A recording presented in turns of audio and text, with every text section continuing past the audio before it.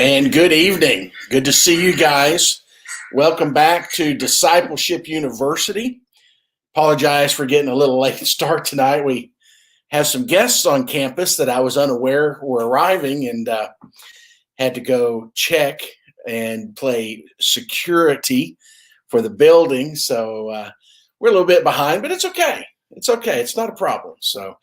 But it's good to be back tonight for our second session of this discipleship class. And I know you're all wondering, where is the real face, the real draw, the real sell of this month's class. And I'm going to go ahead and bring her in right now so as to keep you on board. Hey, Lovey, how are you? Good. How are you? I'm well. I can hear our friends behind you there a little bit. So yeah, we've got a little meeting in the ladies' classroom, and unbeknownst, and I could hear them chuckling a minute ago. So if you hear a strange noise, it could be them. So Love, how was your day? Good. Yeah. Went shopping with Lindsay, and we did more thrift shopping. Like we need more thrifty stuff, but we did, and it was fun. Well, that's good. That's good. So, Miss Cindy, thank you for coming by earlier. We'll just say that Miss Cindy came by and left a little something for my bride and and I just don't even know how to express how excited I am about it, because I think it could have been last Thanksgiving since we last had it, or at least sometime. Miss Cindy, do you remember the last time you and I both enjoyed what you and I are going to enjoy? It may have been Thanksgiving, or at least last fall. So looking forward to that. And well, hon, how are you enjoying the time change? I like it. Yeah. I like it when I leave at 7 a.m. It's light out, but I feel like it's time to go to bed now that because it's dark outside. Yeah, you asked me, is it time to go to bed? And it's only 7:30. Yeah, it's a little strange. I quite truthfully don't like it being as bright in the morning, because you wake up and you're like, man, I've overslept and it's 6. Yeah. But it's all good. It's all good. Well, tonight we're continuing our discussion in and around the topic found in the textbook, I guess, if you want to call it that. Men are like waffles and women are like spaghetti. Last week, Sharon and I talked a little bit just about, us, where we've been, where we come from, a little bit more about us as individuals and that sort of thing. So this week, we're going to really kind of drill down a little bit on communication between guys and gals. And I think we all can agree that men and women are designed differently. We communicate differently. And let me just put out a disclaimer here. This isn't a hard, fast rule. I mean, there's caveats, obviously, but in a general sense, these things will be true. And so we just kind of want to talk through these, and we'll talk a little bit about, with us, as I was thinking about this and preparing for this, let me just get it out there. I have not always been the greatest of communicators because of a lot of things. I like to think I'm better today than I used to be. And so as I was thinking through this and looking through this, a lot of these notes came true, to me. So I'm sharing from a guy's perspective, and then I'm not going to share from Sharon's perspective, because I've never lived a day as Sharon. But I hope that our talk together and that she can help kind of paint in the lines a little bit. All right. So one of the things I've been with couples a lot over the last 30 years. I've done premarital counseling. I've done marriage counseling. I've been invited to give counseling to couples. And one of the things that I have found that is absolutely, positively true is this. One of the worst things you can go into a relationship thinking is, I can fix them or I can change them. Now, it's a challenge. Now, I don't know because I've never lived a day as a lady, but I think more often than not, it's been my experience that the lady thinks there's going to be the ability to change or to fix the man. What are some of the things you think ladies would like to fix about a man or change about a man? The way he dresses. Okay. The it's funny you mentioned that because my parents, it's a source of humor, but there were challenges. My father dresses very uniquely and simply, and my mom didn't quite always appreciate his style. So, what else, love? The kind of job he has. If you're more materialistic, I guess, if you want him to have a better job so he can make better money or something like that. Okay. All right. And it's interesting is while you're dating, one of the challenges that often comes up is while you're dating, if we're all being honest, we try to put our best foot forward. We want to, we want to check all those boxes. And one of the challenges that we face is, especially after you get married, if you're not careful, that can diminish, the things that you once did to try to land that mate are the things you really want to continue and build on afterwards. And so Romans 15:7 gives us this wisdom. Therefore, accept one another just as Christ also accepted us for the glory of God. One of the challenges in good communication, whether it's inside a marriage, inside a family, or inside a social structure, is respect and acceptance. If you're going to be a good communicator, you have to first have a mutual respect. And if we all can agree, that's part of the challenge we're wrestling with today, is our culture right now is not high on the respect. Respect is something that you earn. It's given to you by your position. It's given to you by what you earn. Honey, let me ask you this. Can you demand respect? You can. People do, but you really have to earn it. Okay. So if you have to demand respect, would you agree that you might not be doing what it takes to earn it? Yes. Yeah. Okay. Cool. And so one of the challenges that we face is respect of individuals. And we, as believers, we all understand that the way that we respect other people is we value them as God values them. When we see people as Christ sees them, then the respect is there, irregardless of their age, or regardless of the color of their skin or the nationality by which they come from. And so we wrestle with that today. So respect. And then the second one, what was the second one? And and communication. Yeah, I'm sorry, my mind skipped a gear right there a little bit, but it's okay. It's okay. So we have to begin by accepting, and respect. That's what it was.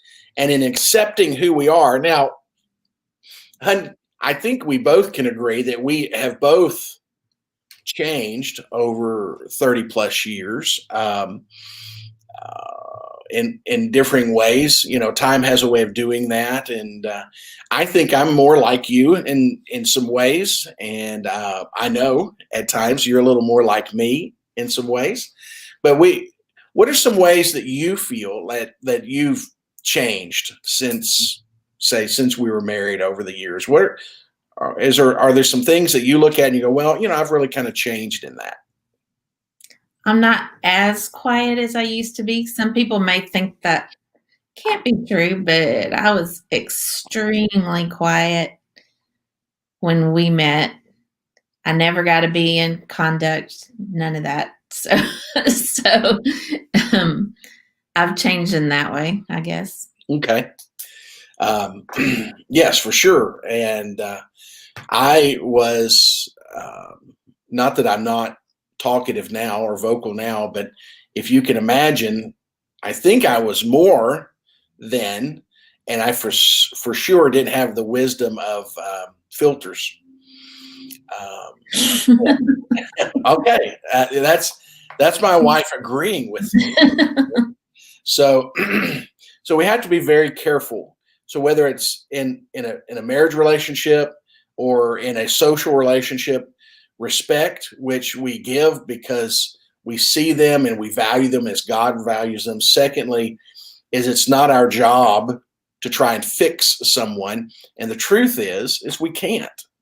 Uh, we can't, we can't fix people. So, so a couple of the challenges that my bride inherited in our marriage was when we married, I didn't know. I'm thinking back, but I don't think I'd even heard the terms dyslexic or ADD. I was who I was, and I had what I had, and unlike my bride, bad conduct was pretty regular for me for a varying degrees of reasons. But so when we started dating and when we got married, our communication, I think there was a challenge because of who I was and the way I was made, and I didn't even understand me, much less have any handles for how to manage me. And so my bride gets the challenge of me thinking in three channels. And so, we're going to sometimes, that can be very difficult.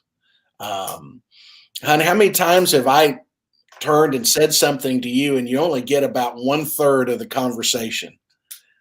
Yeah, usually it's all going on in your head. Yep. And you'll say like part of the sentence, but you won't complete the sentence. And then I guess what the end of the sentence is, and sometimes I'm wrong. Yeah. So And now, can you tell when I'm teaching in my head? yes, What are some of the indicators that you've deduced that when I'm teaching in my head? because you're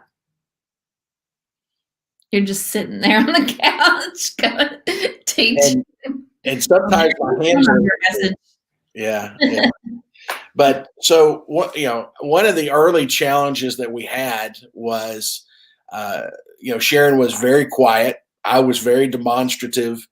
My dyslexia, I'm thinking in three channels, and I didn't even understand that as a young adult, young married man. And then the ADD, just the inability to kind of stay focused. Those things we didn't know, and they were real challenges. And those unique things can be a challenge when it comes to communication in a relationship. And we need to recognize those, and we need to respect those, and we need to try to manage those.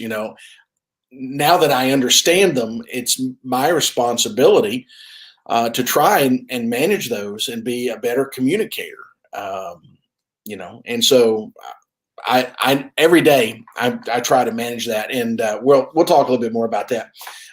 So there's two statements that are, I think, conversation igniters. They're like hand grenades. So here's what I'm going to do for just a second. Sharon, I want you to just talk about something while I go turn the AC down because it's getting warm in here and I'm about to start coughing. Oh no, give me a topic. Okay, I don't know what to talk about. Lindsay and I went shopping today, and we bought some Christmas decorations, and we went home and started decorating a little more of Lindsay's house. She's gone full throttle Christmas already, so her house is looking beautiful. Yes, and may I also make this disclaimer? I'm usually not a Christmas before Thanksgiving kind of guy, but given 2020, I am giving a pass on that this year. If you want to get it, man, just get it. Uh, Mhm. so anyway, but there's two conversational hand grenades, and I don't want to spend a lot of time on them, but I think we absolutely need to recognize them because they're both true in a marriage relationship, a dating relationship, or a public working. The first one is when you make this statement: "I know how you feel." Now, Sharon, have I ever used that statement and been so wrong? It was just so wrong. Well, I think everybody uses that because you want to let people. It's a way of showing your empathy, I guess, but um, we don't always know exactly how people feel. We even if we've been through the same thing, it's Right. not going to be the same outcome. So, One of the real insights that I got somewhere back in the day was there's the difference between empathy and sympathy. Um, Sympathy is a feeling. You have a feeling of sorrow or whatever. Empathy is when you have experienced a similar feeling. And inside the conversation between waffles and spaghetti, I know how you feel typically doesn't work. It could be a very dangerous statement because, like I said, I've never lived a day as Sharon Vaughn, and Sharon Vaughn's never lived a day as Jimmy. We do like to tease every now and then. Sharon will get kind of sucked up into my life, especially my professional life, and I'll ask her. So you want to do this job? Would you like to switch jobs maybe a little bit? And but he has a deep appreciation for the role of a pastor. And then the second one is this: why do you feel this way? Now, one of the challenges about asking that particular question is this: honey, have you ever had feelings, but you didn't really know why you were having those feelings? Has that ever happened all to the time. you? And I openly admit it happens to me. Well, like just the other evening, we were sitting there, and I told you, I said, I'm having a really anxious gnawing in my gut, and I told you, I said, I can't, I don't know why.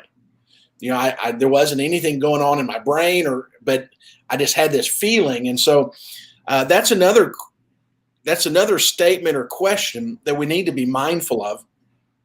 Now, someone might be able to tell you why they're feeling, and we're going to talk about that a little bit more here in a second. But one of the challenges that we face is we need to respect the honesty of, I don't know why I feel this way. Sometimes we just feel the way we feel. And what is it? Feeling is feeling is our reality, and that is, and that's our reality. And so one of the places you really begin to fail and run some really serious risks is when you try to tell someone you shouldn't feel the way you feel. When you try to debate feelings, that's a no-win, because if I don't know why I feel this way and you're trying to debate me for feeling this way, there's no ground, there's no place for us to win. So those are just a couple of things I thought about. Okay, so let's get started here. We're going to look at men first because we men have short attention spans, and then we're going to look at the spaghetti a little bit. And then before we leave tonight, I want to give you 8 tools to help you be a better communicator. Okay, so first of all, let's talk about men. I love the title of this book. The first time I saw it, I loved it. I love creativity. I love word pictures. And this is a perfect creative word picture. Men are like waffles, and ladies are like spaghetti. So, hey, hon, let me ask you, how many words do you think on an average day an average man will use? Do you have a guess? Give me a guess. It's a safe environment. 2,000. Okay, that's a little low. Professionals tell us that the average man will use 7,000 words, give or take, in an average day. Now, 7,000 words, that's, if you were to put that in a writing dissertation, that's a lot of words. But 7,000 words in the life of a man that's an average day service. Now, when we talk about average, we always have to take into account their personality type. 7,000 words for me isn't nearly as much as someone who's more introverted as a guy, right? And let me also say this, they didn't address this in the book, but let me just toss this out there for our consideration, because I got to thinking about this as I was preparing to be here tonight. And one of the challenges I think I face and my bride faces with me is the number of words that I use on any given day as I'm going about my work day. My bride, 3 days a week, takes care of our granddaughter. Now, she uses a lot of words with our granddaughter, but they're not adult words, right? It's not adult conversation. Whereas I can have some pretty weighty conversations in the course of a day. And I think I never really thought about this, but I think there's an unfortunate truth that sometimes when I get home to my bride, I've spent my words and there's nothing left. And I've mentioned this before, and I'm going to say it again because it's still true. Years ago, and when we were both younger and the kids were younger, and you spoke truth to me. We were driving, and you asked, said, "Hey, talk to me." And I said, I'm tired of talking. I've been talking, I just talk all the time. And you said, "Well, you haven't been talking to me." And that still rings in my ear. That's still a very significant statement for me, and it's important. So men on average will use 7,000 words in a day, and so we need to understand that, and we want to work in that. Now, it doesn't give us, it's not a hard, fast rule. It doesn't give us an excuse not to purpose to be good communicators. But remember what I said, we have to accept each other where we are. And so knowing that, and so as guys, we take 7,000 words in a day, and as men, we divide our lives into a waffle. Now, what does that mean? We as men, on average, will take our life and we divide it into squares. We have a work square. Sharon, have you ever called me just during the day because you want to just tell me how great a husband I am, and you ask me, "So what are you doing?" And how many times has my answer been, "Well, I'm working"? Yeah. Yeah. Now, most of the time. Now, here's the thing: is I'm in the work square, and so what am I doing? I'm working. As a man, I've said everything.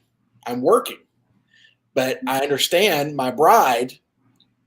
She knows where I am because she called me, and she knows, what my bride wants to know is more about what's going on inside that square. But ladies, one of the challenges that we men face, and that you ladies will be asked to appreciate, is we men divide our lives into boxes, and we go into that box and we do what's in that box, and then we'll go to another box.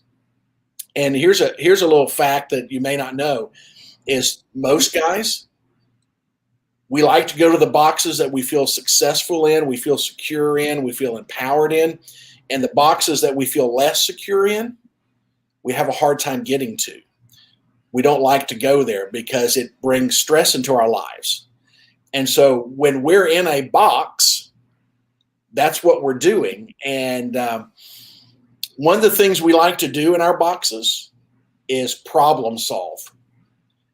Now, love, can we both agree? I love to solve problems. Yes. I love to help people. It's a part of my personality as a sanguine personality. And if you've ever read the book Tipping Point, it's a great book. But I am a connector. That's a big part of the way God designed me. And it's great. But there's a downfall to it too, because I always want to solve the problems. We're going to talk a little bit more about this in a minute. But not every problem am I being asked to solve. And that could be a source of struggle for me, because there's a lot of feelings wrapped up in that, ladies. We just want to help. We just want to solve it. And the problem that we face oftentimes is you come in to one of our squares and you have something going on, and we immediately want to solve it. And I have learned, and I try to do better, and we're going to talk about it more in a minute, that my bride doesn't always want me to solve it. And that's I just want to vent. What's that? I just want to vent, and then I'll solve it later. Yeah. I do better than I used to. I do better. I've not mastered it, but I do better. But when we're in these different boxes, we're doing that thing, and whatever that thing is, whether we're watching TV or we're working in the garage, whatever it is, our life is in these little boxes. And one of the funny things, and I've mentioned this before, is we actually have boxes in our waffles that have nothing in it. There's nothing there. There may not even be words in that box. There's just nothing there. And what men can do is we can slide over into that empty box, and in that empty box is where we find kind of a pressure release. It's an escape mechanism, if I can use kind of a counseling session. And so there are times, if you've ever asked a significant male in your life, what are you thinking of? And they go, nothing. We really can do that. We really can. There's a place. Now, for you ladies, that doesn't make sense, but for we men, we do have those. And ladies, you need to understand that when we get into those boxes, that it's not a judgment. It's not a wrong.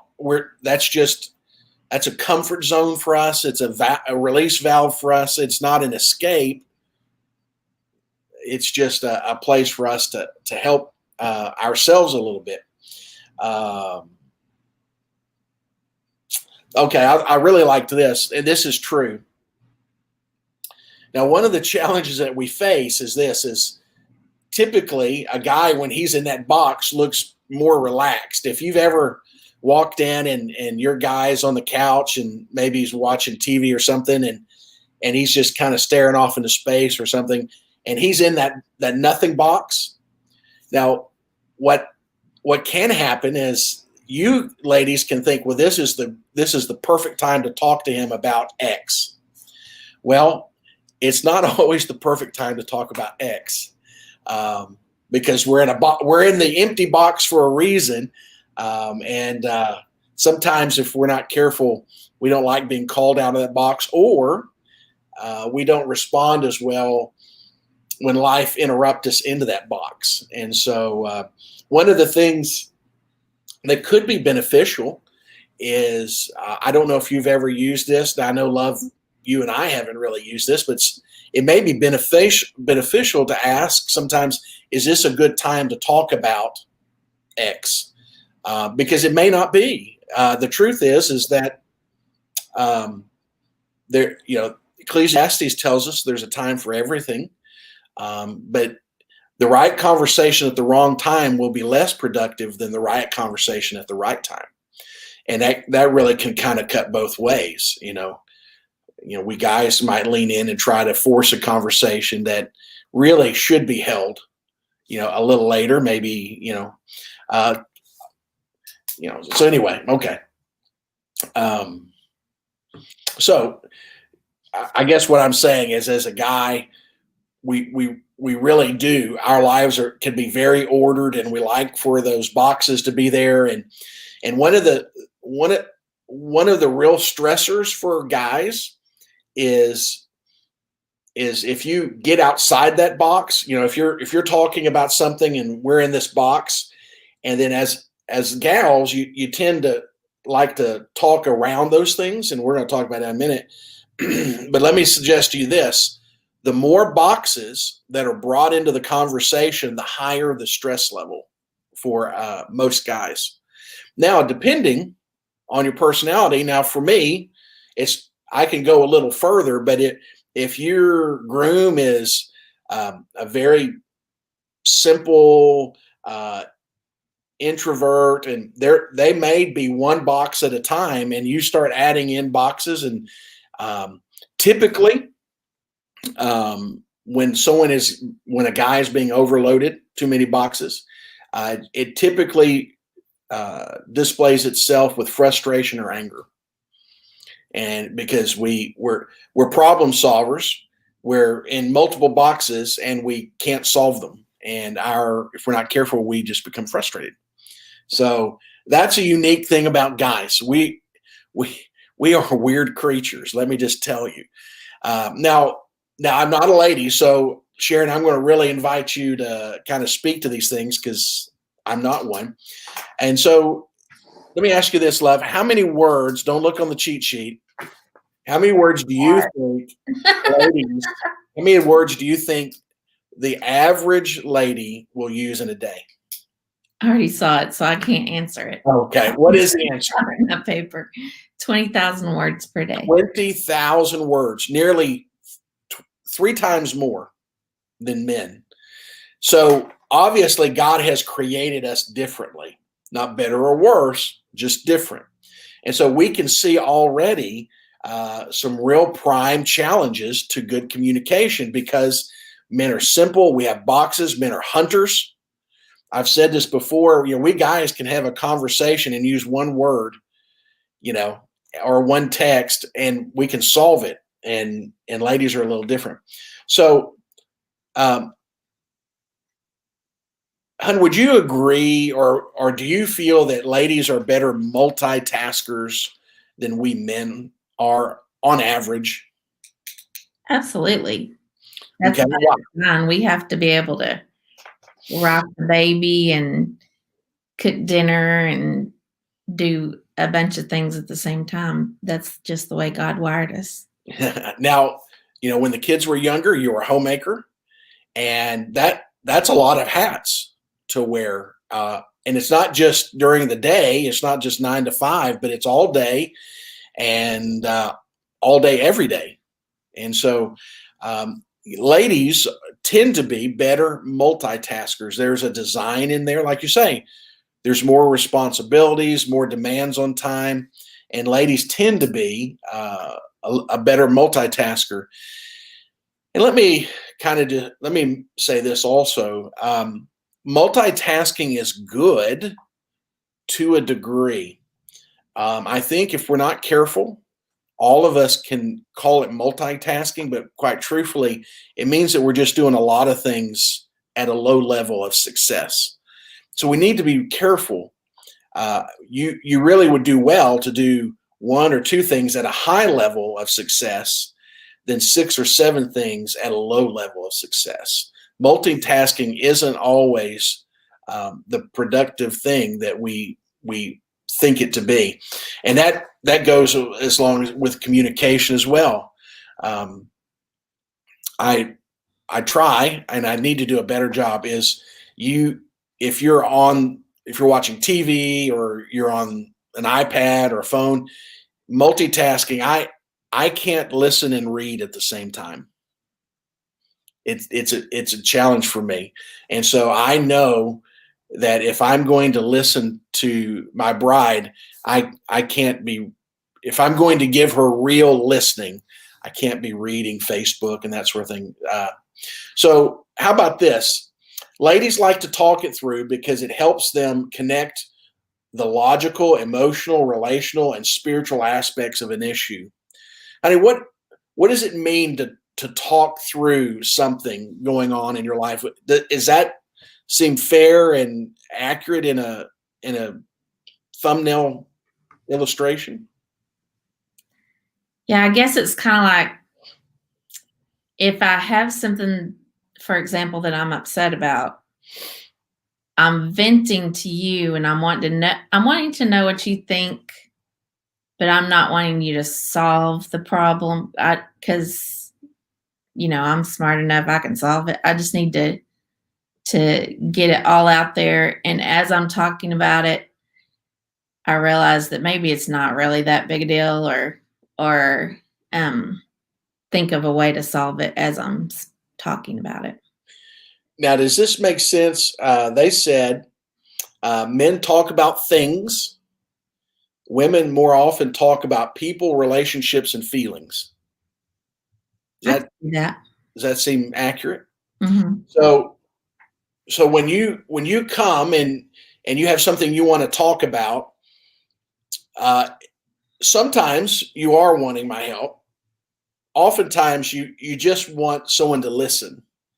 Mm-hmm. And I think I do a better job than I used to, because one of the worst things we can do to each other, guys and gals both do this, is if you're not careful, you're going to stop listening and prepare for what you're going to say next. As a sanguine, I want you to know it is a conscious effort for me not to finish what you have to say so we can get to what I have to say. Mm-hmm. The mind, my mind runs ahead. Okay, this is what's going to be said. And I start formulating what I'm going to say. And I really, really, really ready for you to get there so I can have my turn. And so we have to be very careful that we let our spouses finish the thought, finish the statement. Don't step on each other's tongues. Don't try to assume what's going to be said. Like you said, hon, you want to be heard because you're processing what you're feeling, you're processing what you're going through, and you're wanting to be heard because as you're sharing it, your mind's thinking through it and processing it. A couple of things that I've learned to do at a better pace is, one is I really, really, really purpose to ask, are you asking for my opinion? Because just because you share something doesn't mean you're necessarily wanting an opinion or, like you said, help. And so I do a better job, I think, are you wanting, my opinion? Are you wanting my help? And if if you say no, then okay, I'll just pack it away. And it's not because I don't have one. It's just that's not what you're needing from me at that time or wanting from me at that time. And so in James 1:19, it says, "You know this, my beloved brothers and sisters. Now everyone must be quick to hear, slow to speak, and slow to anger." So one of the challenges that we face when it comes to productive relationship building communication is we need to learn to listen and we need to be slow to speak. We talked about that there just a second ago. Conversations don't always have to be deeply beneficial to both parties. What does that mean? Guys, we have to be very careful that we don't dismiss a conversation or cut short a conversation if we think it's not really that beneficial. Well, it doesn't really apply to me. Not every conversation's about you. And if we're not careful, we can do that. Ladies, you might can do that. Men may be talking about their car, whatever box they're in.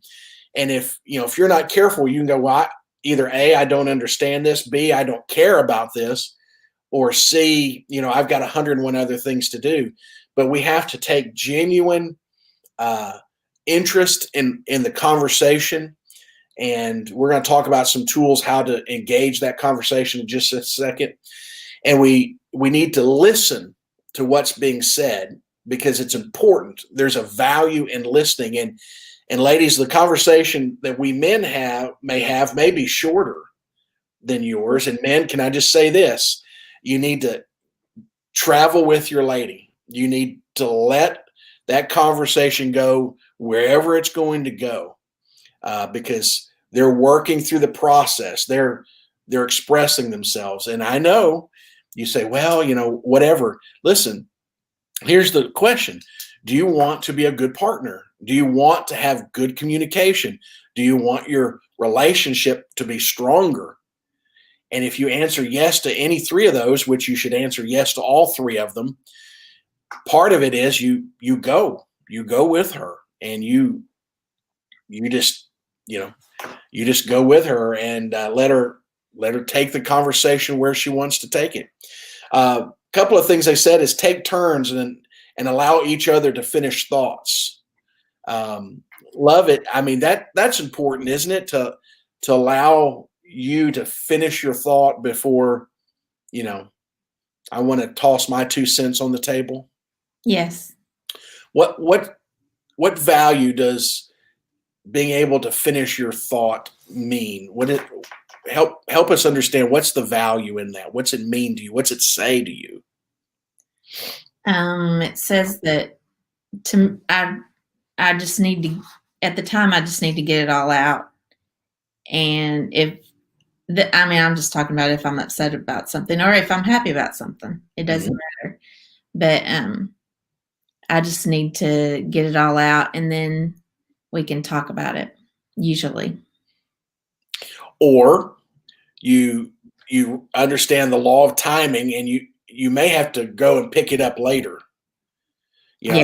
That's we were talking about, there's a right time to have a right conversation. And I know for me, if you're frustrated in your shop or something like that, and especially, if you get to a place where you're displaying physical emotion, it's really hard for me not to want to, jump in there. But I know that may not be the most productive thing. That maybe needs to be, offered a little later. I know sometimes you get frustrated with things in your shop, and that is not the time for me to start, well, do you want me to fix it for you? I mean, probably. Yeah.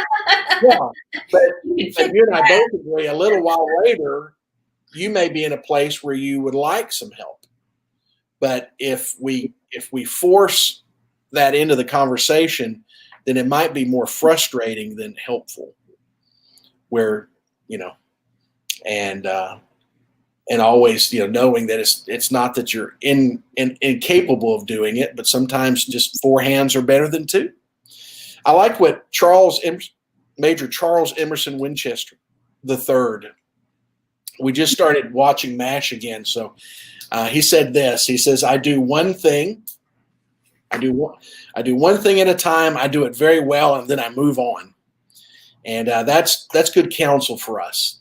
Let's do one thing at a time. If we're in this conversation, let's have this conversation, and let's see it through, and it'll be beneficial for the both of us. So real quickly, I want us to at least give you this and touch on briefly.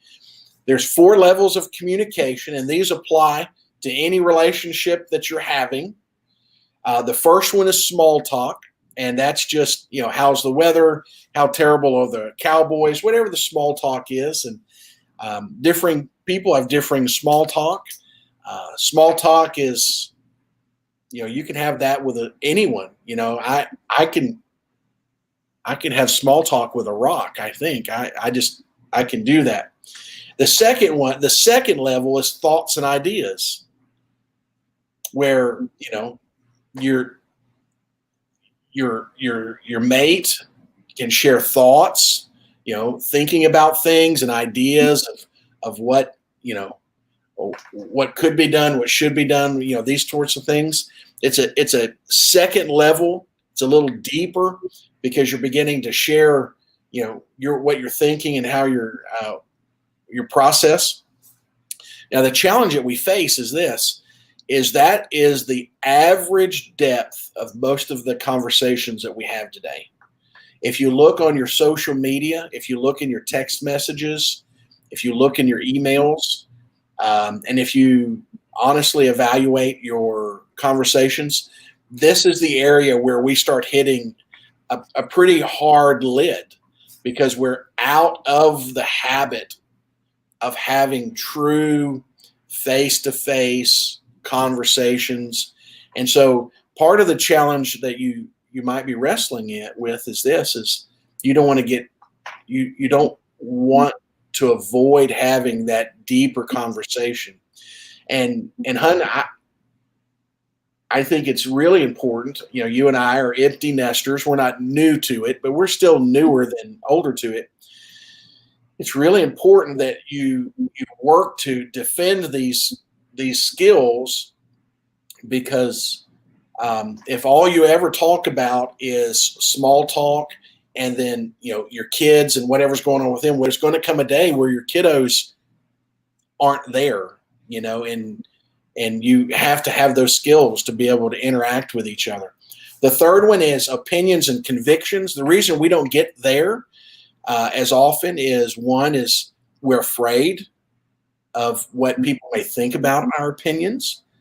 We're afraid to share our convictions. And can we all agree?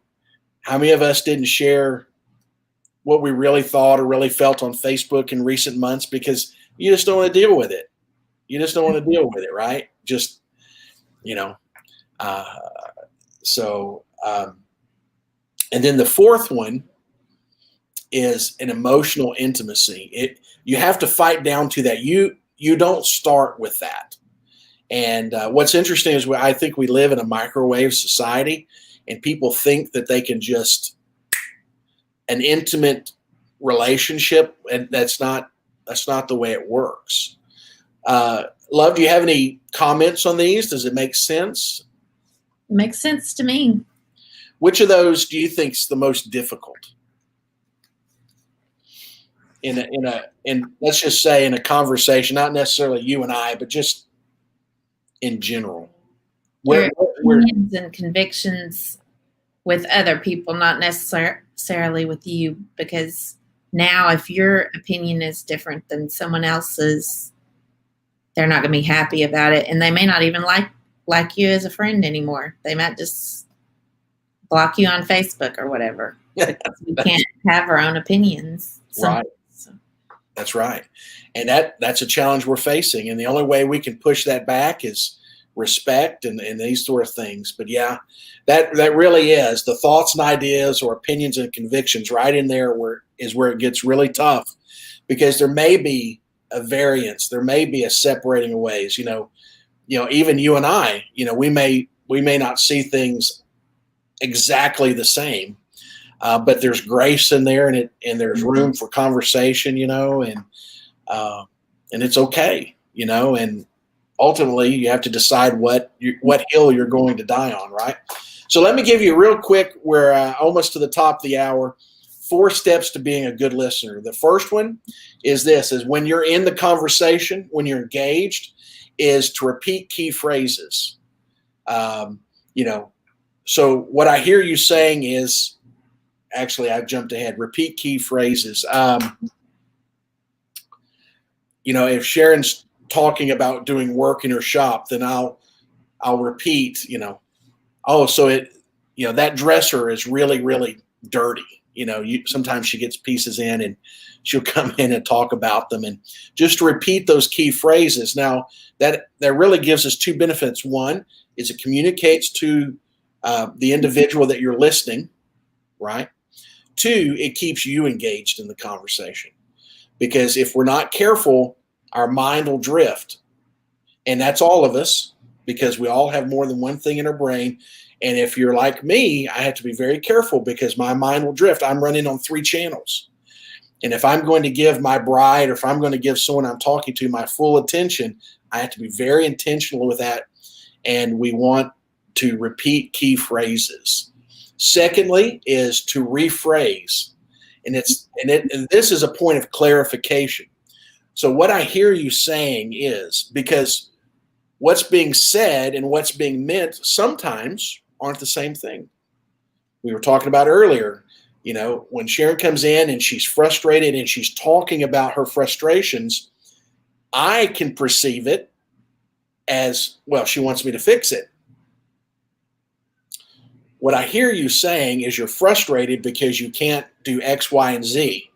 Is that right? Yes. So she knows I'm hearing what she's saying, and now I've opened the door to what does that mean you want me to help? You know, the third is to regroup. And this is where you can compare a personal experience with the conversation. Remember, the conversation is always about you. Sometimes you are the traveling partner in the conversation, but at this level, we can try to empathize, right? I don't know what it's. I've never lived one day as my bride, and I've said this before. I'm not man enough to be a woman, and so I don't know what it's like to be her. But as I'm listening and as I'm focusing, I might have an experience that might parallel that. And if that's there and we share it, then we can begin to have an empathy, a sympathetic understanding. And what are I don't know. I'm trying to think of a good question here. My wheels are spinning a little bit. And then lastly is the reconnection.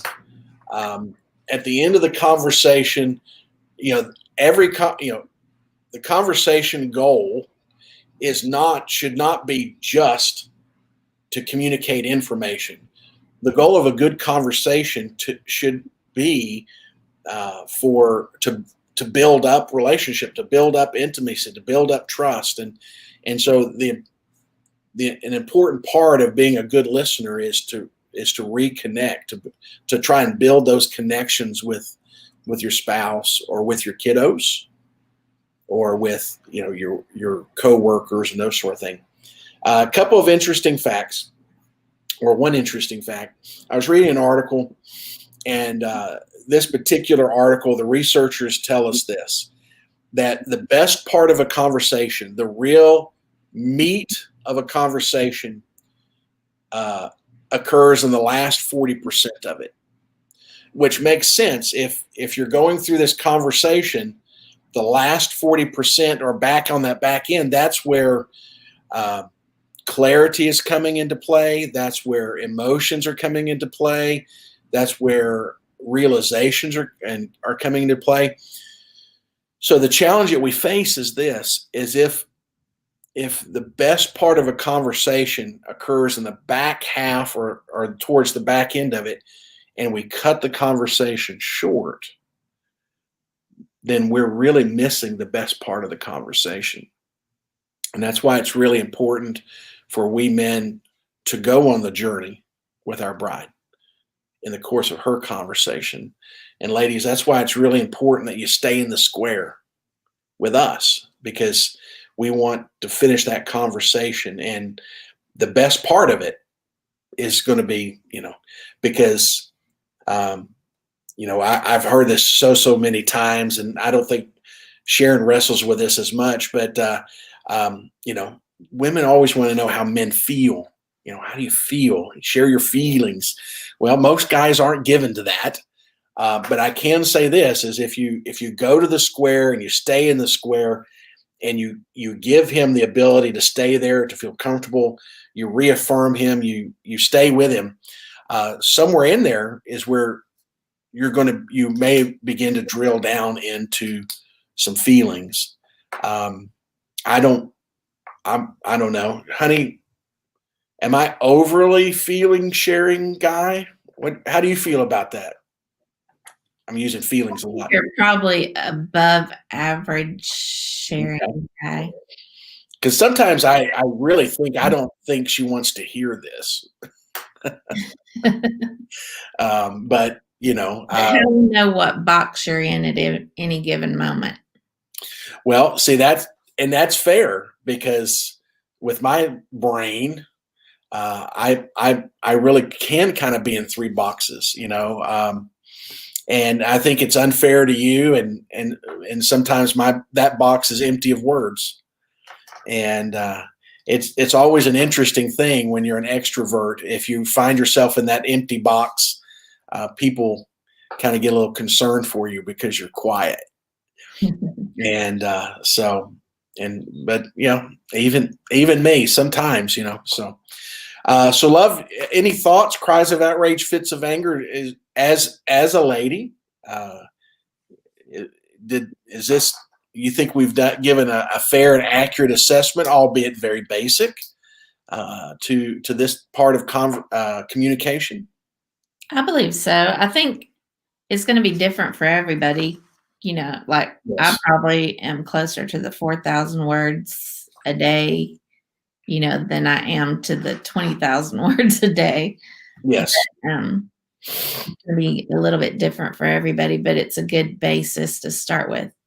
And I want to just let people know that this isn't just a couples class. It's for if you have to deal with if you're a guy and you have to deal with a female at work, or if you're a girl and your boss is a guy, maybe you'll understand a little bit better. Maybe I shouldn't go ask for a raise when he's staring off into space and doesn't seems to be in his own box at that time. So yes. And I think we can agree with a closing thought that love can also be translated into TIME, and quality conversations is that time that are important, and they communicate a lot of things. And in a world where people aren't talking nearly as much as they used to, or nearly as much as they should, we need to be good communicators. We need to strive to communicate well, for our own benefit. When mama's happy, we're all happy, but also for the benefit of others. I think I've told you this before, but in the brief counseling that we received prior to marriage, I was told that if you strive to meet the needs of your bride and to give her what she wants, you'll never be concerned about having your needs met, because it will flow back. And I think that's true. It's proven to be true. I want to serve. I want to meet your needs to the very best of my ability. I want you to be happy, and I want you to feel secure, and I want to end our time on this earth together better than when we started it. Because I hopefully I'm a better man than I was 32 years ago in many areas, Lord willing. So, all right, love, any closing thoughts? Anything? I don't believe so. Okay. Well, all right. Well, on behalf of my bride and I, we want to thank you for being here tonight. And I do want to echo what she said is these truths can benefit you even outside of a marriage relationship. But we do want to be intentional. We do want to strive to be good communicators, because it's important to us all. And that not every shoe fits every foot. There's not a right way and a wrong way. Part of the challenge, the fun of good communication is learning, who you're communicating with, and how. We may end up doing another one, you and I, love, maybe on the 5 love languages. That's a good one. Now that one's a little more marriage driven, but it'll be okay. All right. Well, we love you guys, and we want to say thank you very much. I want to say thank you to everyone over here on my watch party. Thank all of you guys for checking in with us tonight and hanging out for a little bit. And we hope this has been beneficial to you.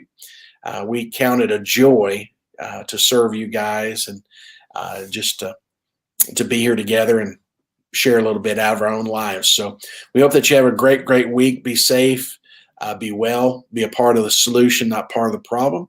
And I will see you tomorrow night, because you just can't get enough. And then my bride will see you on Sunday, Lord willing. We love you guys. Good night.